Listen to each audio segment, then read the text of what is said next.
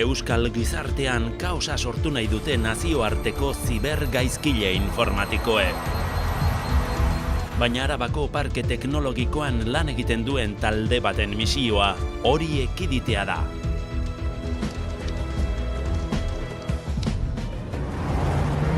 Pelikula baten hasiera dirudi, baina ez? Gaur Teknopolis zibersegurtasunaren Euskal Zentroan izango da.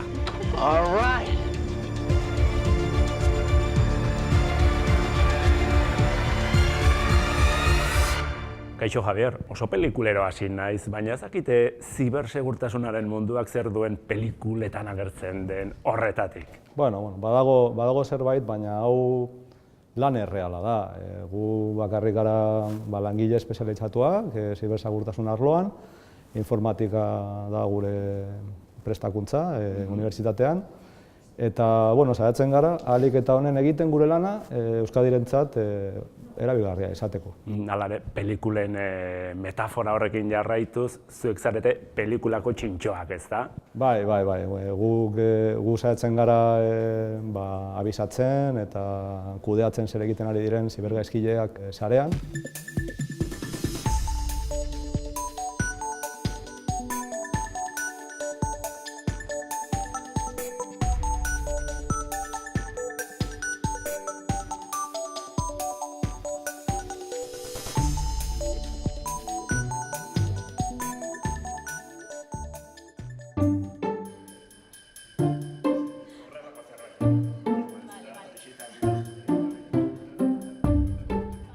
Ikusiko duzue gurekin pertsona askok egiten dutela lan. Jende asko dago, ez da? Bai. Lanean, ez da? Claro, lanean egiten dutela. Gure zibersegurtasunaren zaindariak esango dugu, ez da? Orduan, dugu hemen, hemen Juanjo dekozue, Egietik, Euskal Jaurlaritzako informatika zailatik, lau zentro teknologikoetatik egiten dute lan gurekin. Bekam, Bikontek, Ikerlan, hemen Teknaliakoak, eta hor atzean Bikontek. Jende askoren elkarlana dela, ez da? Hori da, zer egiten du jende honek guztiak? Azkenean, zentro teknologikoetatik ikerketa proiektuak egiten ari dira. Eta orduan, hemen danak elkarrekin egotearekin, bilatzen genuena zen lankidetza hori erraztea. Elkarlanean, ez da? Elkarlanean aritzea. Zibersegurtasuna helburu. Hori da. Segit ezagun, nora joango gara? Orain, eragiketa gelara joan gaitezke. Eragiketa gela. Eta hemen ikusten duzue, gela honetara sartu baino lehen, ikusi behar duzuen lehenengoko gauza beti da lez hauen kolorea. Zein koloreta? Berde. Orain bai. Itzura hona deko, ez da? Berde, ondo. Itxaropena. Orduan, gela honetara sartu aurretik beti ikusi behar dugu zein koloretan dauden argi hauek. Berde daudenean, esan nahi du, barruan ikusten ari den informazioa publikoa dela. Orduan, edonor sartu daiteke. Beraz gu orain sartu gaitezke. Anbar edo laranja egongo balitz, esan nahiko luke, bertan dauen informazioa ez dela publikoa eta bakarrik gu zentrokoak ikusi ahalko genuela. Eta gorria dagoenean. Eta gorri dagoenean, bazkenean bakarrik baimena daukaten pertsonek ikusi dezakete. Orain berde dago, beraz, sarra gaitezke, ez da? Hori da, orduan atean joko dugu. Azmarka... Bai. Berdea dago, baina bazkare atea jo dugu. Hola, egunon. Kaixo, egunon. Hau da zentroaren zentro.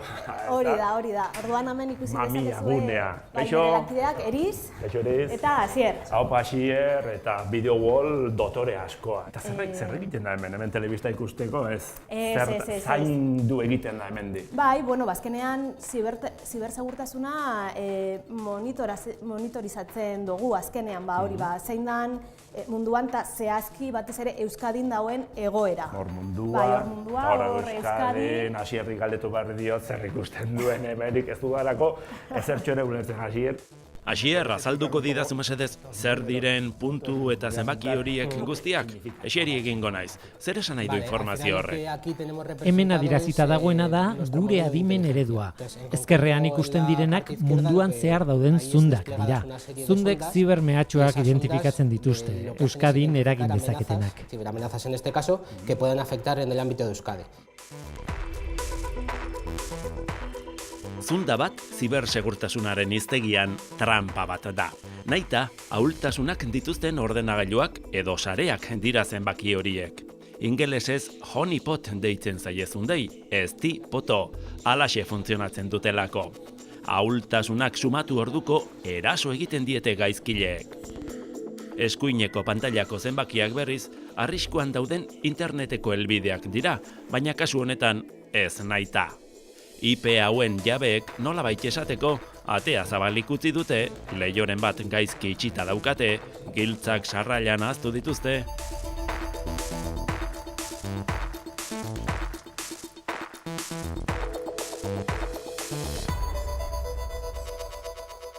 Imagina ezazu, ingeniaritza handi batean lan egiten duzula, eta konkurtso handi bat dago kontratu 100 edo 500 milioi eurokoa, ez dakit ze obra egiteko.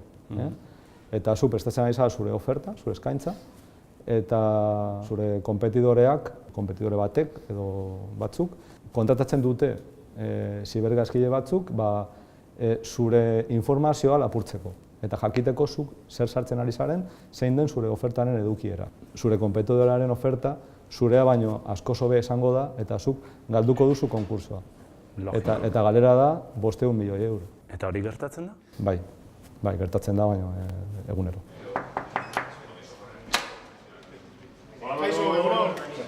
Por supuesto. ¿Cómo se le ponen las esposas a un ciberdelincuente? Nola jartzen zaizkio eskuburdinak zibergaizkile bati.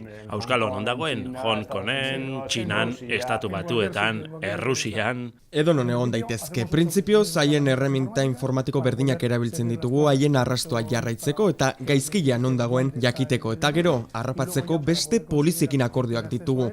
Elkarlanean aritzen gara, poliziak, epaileak eta fiskalak. Hori ere, erabiltzen da alor penalean. Zaila izango da, ezta? Nola doa partida? Komplikatua da. Kontuan izan, haiek finantziazioa handiagoa dutela, erreminta hobeak eta beste gauza garrantzitsuago bat, joko zelaia zehaztu gabe dagoela askotan. Hau da, egiten dutena ez dago oraindik delitu bezala jasota. Beti aurretik doazela apur bat. Beti aurretik eta gu atzetik. Egiten dutenari partxeak jarriz. Cuando decimos ataques, ¿a qué nos referimos? Eraso diogunean zertaz ari gara. Zuk esaten duzu erasotzen ari direla, baina zer da erasoa?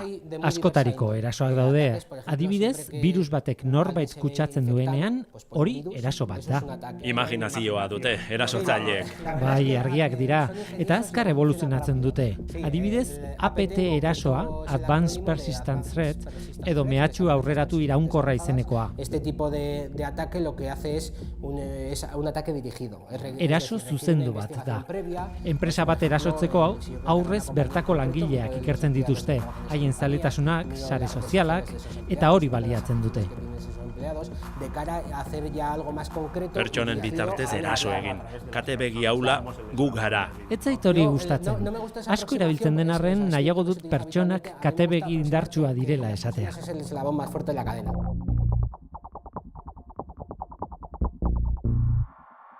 Gure funtzio nagusienak bi dira batez ere, kudeatzea, zer ari den gertatzen jakiteko. Monitorizazioa ikusi dugu niri. Eta jakinaraztea.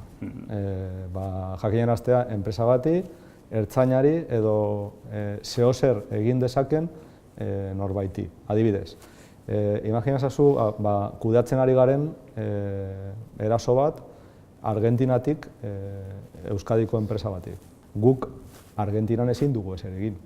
Orduan, zer egiten dugu, hitz egiten dugu Estatu Espainiarrarekin, INCIBE edo CCNCERT, edo ertzainarekin, eta hortik mugitzen gara Argentinara, hango polizia informatzeko, web orriaren proprietarioa edo edukiak kontrolatzen duen jakinarazteko.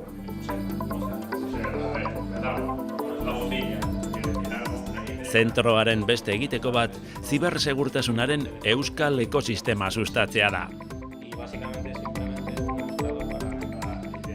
Enpresek eta zentro teknologikoek garatutako produktu eta zerbitzu berrien txokoa da hau. Adibide batzuk. Ziurtagiri digitalak banatzen dituen zerbitzari bat da hau. Kontadore elektriko adimendunentzat, gas balbuletako sentsore-entzat eta antzeko gailuentzat. IK4 ikerlanek garatu du ideia. Hauek berriz teknaliarenak dira.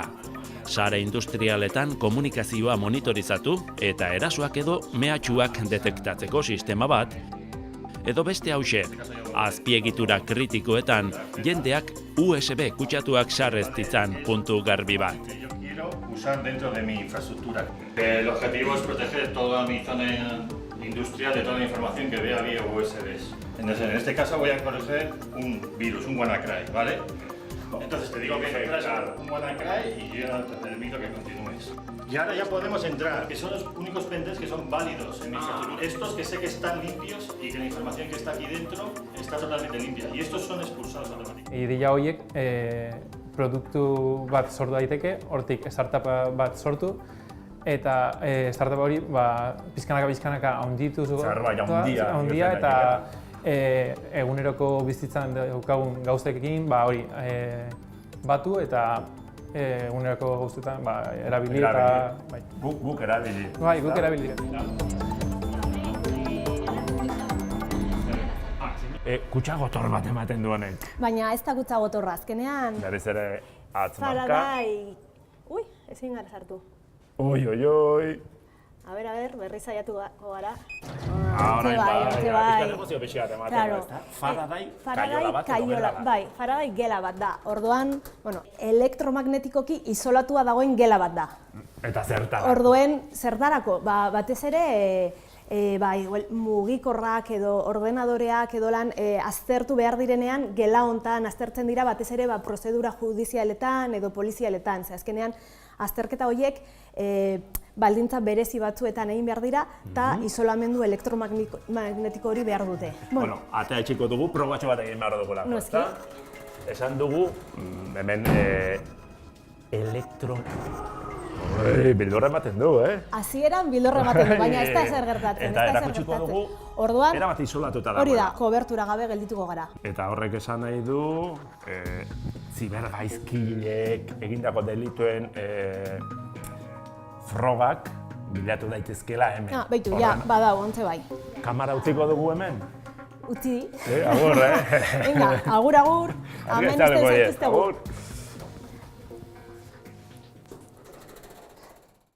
Prebentzioa da hitz gakoa, zain, adi egon behar da. Bai, prebentzioa garrantzitsua da. Normalean gertatzen dena da, enpresa gehienak, batez ere, arlo profesional honetan ez dauden enpresak. Ikusten dute zibersegurtasuna gastu moduan. Baina haiek ez dutena ikusten da, ezer ez egiteagatik koste handia izan daitekela. Arriskuan daudela, neurriak hartzen ez badituzte. Eta, zibereraso arrakastatsua jasotzen badute, konsekuentziak ditu, ondoriak, eta batzuetan enpresa bukatzen du haren negozioa. Esaten da, badaude bi motatako enpresak. Erasoak jaso dituztenak eta erasoak jasoko dituztenak. Orduan, prebentzioa garrantzitsua da saila ipintzeko zibergaizkilei, baina zuk zure pentsamenduan eduki behar duzu momentu batean zibereraso bat jasoko duzula eta gainditu behar izango duzula. Hau ziberariketak egiteko gela da. Ziberariketak. Orduan, zer egiten ari dira?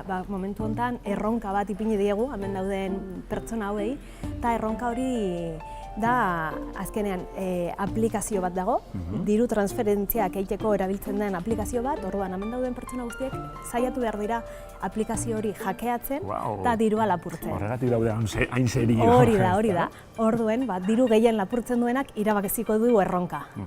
Orduan, ariketa honetan, hau talde gorria deitzen da, azkenean gaiztoak talde gorria dira.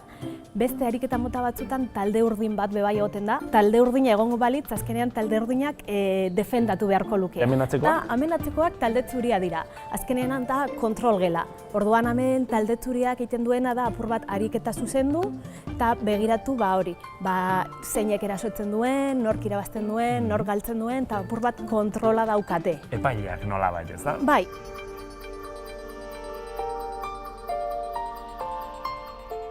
Azkenean, hau entrenamendu moduko bat da, eta azkenean azpiegitura hau, adibidez, enpresak erabili dezakete, azkenean beren ikerketak egiteko batez ere. Gero, erantzun taldeek erabil dezakete, preste egoteko, formakuntzarako, eta gero hezkuntzarako baita ere. Adibidez, ziberolimpiadak antolatzeko, batez ere, umeen artean, apur bat, sustatzeko, jakin-mina sustatzeko, eta zibersegurtasuna apur bat hori hurbiltzea. Eta txarra nintzen pentsatzen, norri izango den lapurriko anena. Hemen ingoan ditugun.